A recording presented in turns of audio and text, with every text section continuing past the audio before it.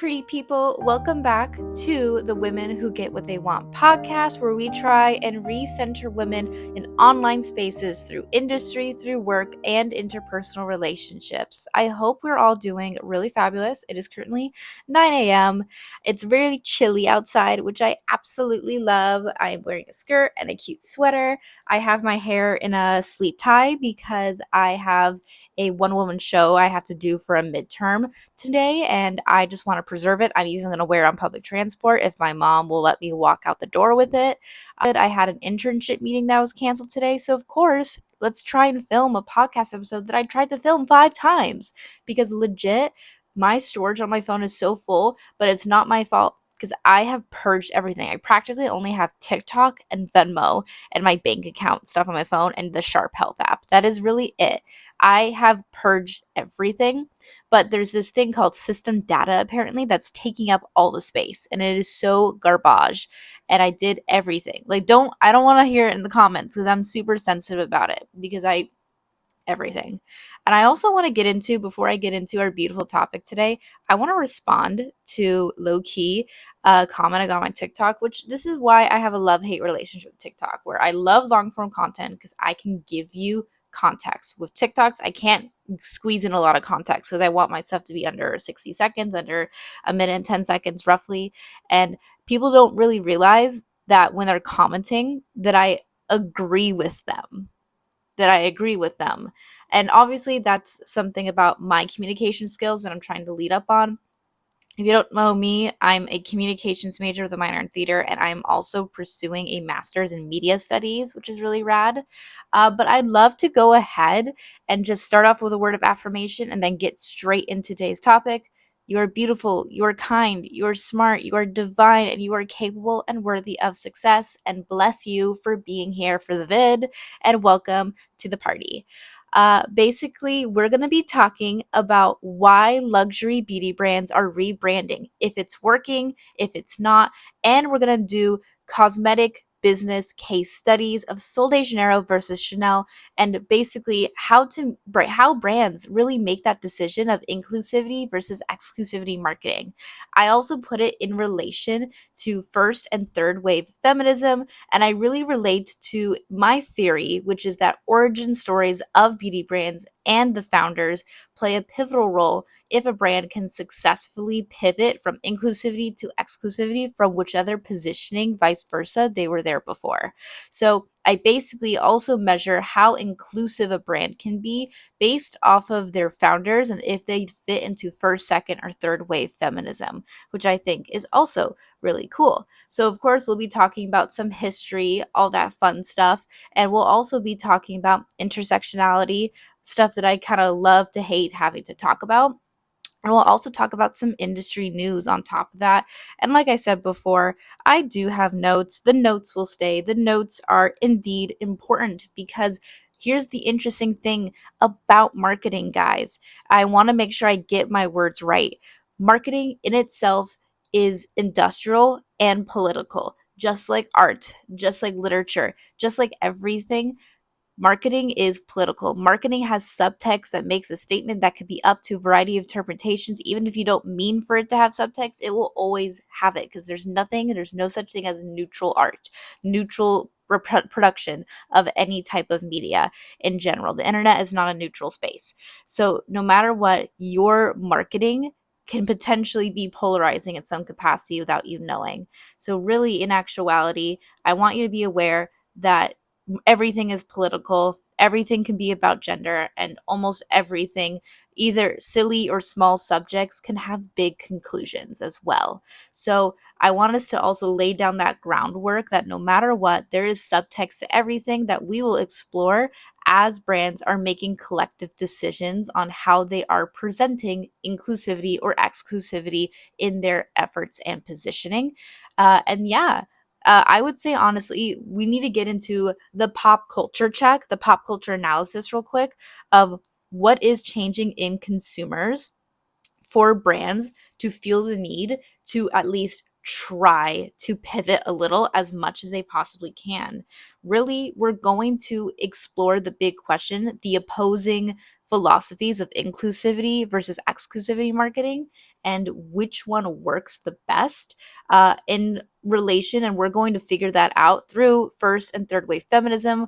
We're going to talk about origin stories in relation to the potential link, if that would be successful or not in modern day. And we're also going to talk about their founders in relation to, would this seed be able to grow a tree that can pivot to inclusivity or exclusivity from where they previously were before.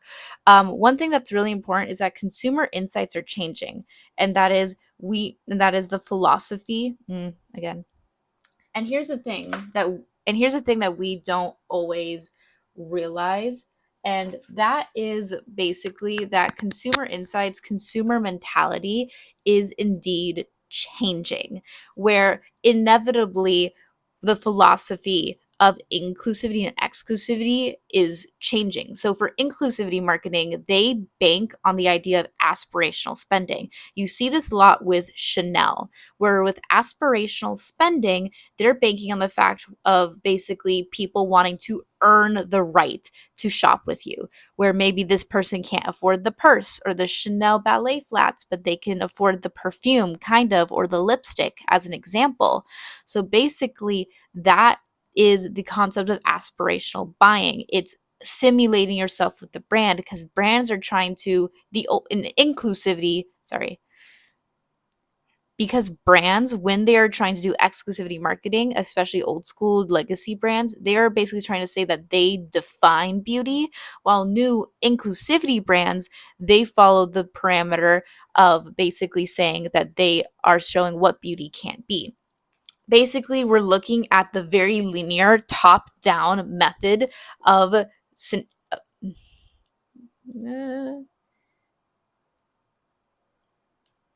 where are you, where are you? Basically, when we look at it through a feminist media studies lens, we're starting to see a rejection of the singular narrative of what beauty is. And we're starting to see the whole top down narrative of what it takes to be simulated to a brand, and the desire to is starting to go away as consumers are transitioning to identification buying. Identification means that you, instead of wanting to earn, you want to buy from brands that you identify with, that identify with your current identity, and that have that simulation of community rather than simulating with the concept, with the prestige itself. We also see that consumers are changing, especially as Gen Zs, contrary to popular belief, guys, but Gen Zs definitely do have money. I know, I know it's silly, but we do have money, especially when it comes to our perspective of the regime of truth and elegance and what we value. We're very socially conscious in a lot of ways. A recent report found that actually 67% of consumers are more likely to support a brand after seeing it promote diversity and inclusion in its ads, according to McKinsey 2023. We'll also, if I feel comfortable, I'll put the sources up here, or I will actually put them down below. But the article in itself on Substack will actually have the sources. But that is definitely a huge majority, especially to get in an actual stat. And it's not just feeling, it's also finance, where inclusivity brands grow 1.5 times faster than less inclusive brands, and within usually their first 2 or 3 years of business, which is from the Harvard Business Review. And that is upwards incredibly exciting, especially as Gen Zs and millennials start having more money. They really value change. And of course, we're starting to see in this world, in this economy, in this, what I consider America, a totalitarianism capitalistic society, where basically, if our voice can't count for anything, if our voice doesn't matter, our dollar matters. Think of how we got Jimmy Kimmel back on the air as an example. Our dollar matters because people canceled so much of their Disney Plus subscriptions. Me and my mom, we probably forgot to. I know, shame, shame, shame, shame. But really, in actuality, we're seeing the fact that we have power more as consumers rather than being vocal verbally with our mouths, online or through text, etc. But when we go forth that, we're able to see the direct change that is leading to brands wanting to rebrand. So let's go ahead and get into Chanel, the untouchable queen, and we're going to get into the gatekeeping of luxury, speaking back, and along with other things of their origin story, and also their philosophy on top of that. The unfiltered truth is the origin story of Gabriella Chanel is deeply problematic in a way where I can't get too deep into it because I'm worried that it's causing my views to plummet. Because I think that honestly, when I have talked about it, YouTube's, but really in actuality, she definitely was on one specific side of the war in World War II that is known today as the very problematic side. And she had very problematic beliefs and problematic behavior that she took advantage of to basically cut out the competition of people of a different religious affiliation than her, if that makes sense. So it kind of complicates the empowering narrative that Gabriella Chanel desperately wanted to build. She basically believed in the concept of the ideal exceptional woman, which was usually white, thin, and already wealthy, which of course leads to a very restrictive definition of what beauty and grace and elegance can be, and is quite finite and vicious, in my opinion, especially because we see it as a way of performing a form of white femininity where it's chic, wealthy, white, and thin, and is a restrictive form of feminism. So that's why I relate to her to first wave feminism, because it's the rejection of other people that are victimized by patriarchal values, whether that's queer people, people of color, or people with disabilities, etc., along with all of those kind of things. Basically, it's important for us to, I think, speak back to the gatekeeping, which we will get into when we talk about Sol de Janeiro. I personally think that their strategy is risky, and you will see on their Instagram that they're trying to do things like Chanel Connect with this, which is like their mini series where it's like a pseudo podcast of some kind. And we're seeing this move in 2025, especially because there's evidence that shows that Chanel is starting to actually rise up. And they used to be kind of in the hole. They used to not be performing well, but we don't know the full extent of what is true and what is not because they are a privately owned company. So that is something incredibly much to keep in mind.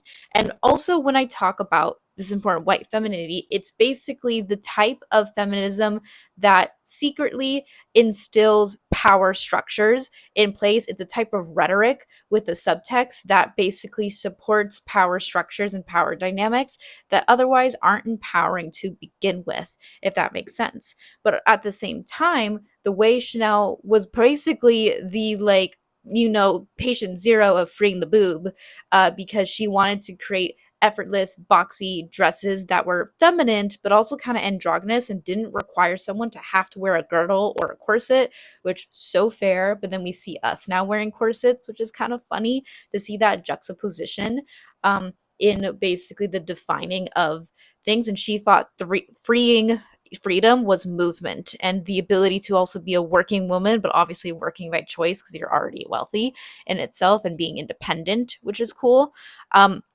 But really, that concept that she's talked about as the exceptional woman is not in a good standing and is very much so a restrictive, finite form of what femininity can be, rejecting other people. Hence, how I relate her to first wave feminism, as it's very common in first wave feminism to reject other aspects of people who are victimized by the patriarchy. Think someone like J.K. Rowling as an example, if that makes sense. I would love to go straight and just get into Sol de Janeiro and their inclusivity efforts. And what I love is that with their origin story, it relates. Oh my God, give me a moment. That is such a bad hairstyle.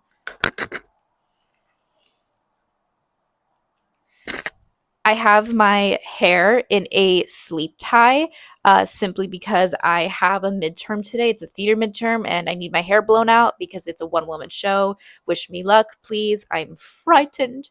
I'm frightened. But Sol de Janeiro is mega cool because their origin story starts with their founder, Helena Yang, admitting her insecurities, her flaws, and then seeing basically the beach party and the beautiful like body positivity and beach culture in Brazil, in Rio. And that's great. And I also want to be careful and make sure that this collective cultural vibe does not become performative in any way, especially as we see someone who is not of that culture potentially profiting off of it. And I think that's something that we should also, throughout this dialogue, be very much so conscious and aware of if we want to play devil's advocate.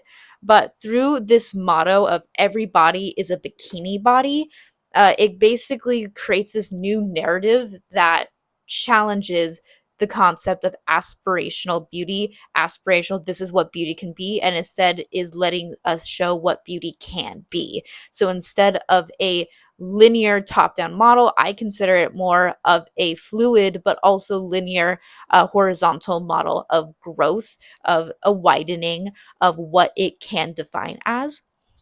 So, therefore, I relate it usually to third wave feminism because of the love and the worshiping of the body, and simply the empowerment through that. They've also talked about how much they're all so down with queer community. They have barely been in any controversies at all. They're a fairly new brand from 2015.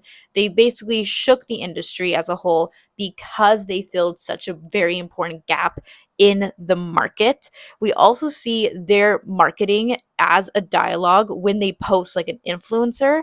And you also see the type of people that they actually promote and they sponsor, like women race car drivers, as an example, which I make in my article as well. That's really wild and really, not wild, but that's really great because they're also redefining that beauty is not inherently feminine, and beauty and basically womanhood and your body and self care is what matters. It's all about self care, and basically protecting and keeping yourself healthy and worshiping your body. That's why I relate to her to third wave feminism, because she, as Sol de Janeiro, is redefining what beauty can be. Can be is. Can be is. Does that make sense? Basically, the way they visually depict themselves as basically having their products being seen in the wild allows for a simulation that some people also say is a recession indicator. And I believe recession indicators all around, from beauty to skincare to fashion to even marketing, especially as we equate products with food for the aesthetic. And I feel like that's just our subconscious way of society as coping with the fact that these things like groceries can become luxuries. I'm noticing that they're not doing that heavily on their Instagram.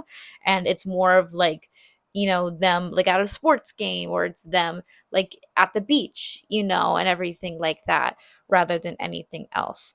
But what I love is to talk about is the risk of authenticity and the enthusiast infatuation, where we don't want a superficial quick fix. And we especially don't want someone of another culture profiting off of someone else's culture as well, which is something we want to be moderately careful of, especially with a global audience. Basically, bottom line, what would I say is the verdict? Aspirational marketing or aspirational buying, or is it identification buying? How would you simulate yourself to this brand? Overall, data shows that inclusivity works better. Inclusivity makes more profit faster, but exclusivity can potentially have long term beneficial effects. I would say inclusivity all the way, when inclusivity also sometimes means cheaper, and I'm a budget beauty queen. But also, something to really keep in mind as well is that there are ways to tell when a pivot can work or not. Basically, I relate to the fact that if the origin story allows for freedom to pivot, go for it. For example, for Chanel's origin story, she definitely cannot pivot. She cannot pivot.